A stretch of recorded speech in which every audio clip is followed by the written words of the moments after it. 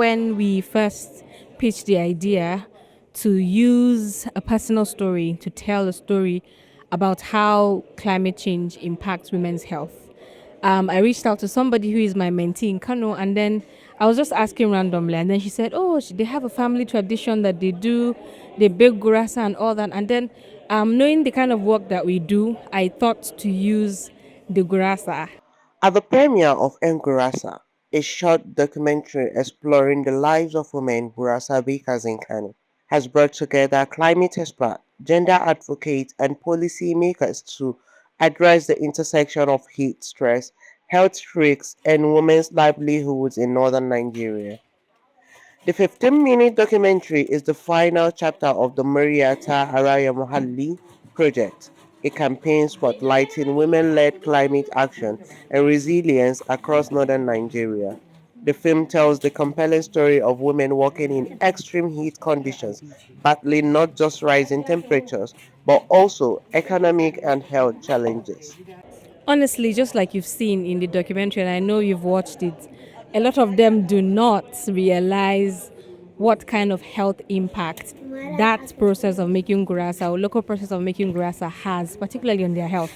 Despite the fact that one of the central character, Rekia, whose mother died from high blood pressure and heat stroke, that does not or has not still clicked in her head that this is something that is connected to the kind of work that we do.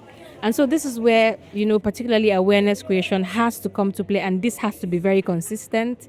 It has to be strategic, and you have to do it in the local way that the local people understand. We saw a lot of things because they really don't care about the health issues. That's what we are trying to make them even understand how unhealthy it is to be doing what they are doing. Even though it's like a passion for them and part of them, but they can do it in a better way. The process they are using currently is affecting their health. And if we want these women to live longer and also for them to be able to sustain their business, by the time we make available the things that we, help their health better and their well-being better, I think that will go a long way. Gurasa is one of my favorite snacks, but I never knew the challenges and hardship that's deep that comes with it. It's very sad to see that, but it's also something we want to preserve because it's our culture and our heritage. So definitely after seeing everything, we would find a way to speak out, promote this issue, push it further as much as we can. Experts warn that without urgent interventions, rising temperatures and unsafe working environments will continue to undermine women's health and income security.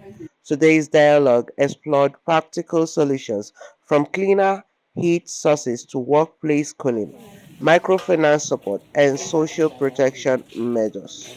I want to say on behalf of the Nigerian ministers' wives, we will look into this and we would definitely do something about it as well. And on my own as a person, I would definitely do something about it for these women, like the heat reducing machines and things like that that we had in the documentary. Because today I have seen and I'm very inspired. It's going to be a collective effort. A lot of us are here, and then to development partners, those that, because it involves resources. And for us in the power, we don't have a budget to execute that. But we can, create more awareness to let the public know what these women need for them to live a healthier life and also sustain their business. In this business in particular, maybe financial support will help them and training. But the root cause of these issues is women being left behind. So from the baseline educational system has to be emphasized on female just as the male. I think once we reach there, women will participate more, will make a better living, will get equal representation, and their voice will be heard.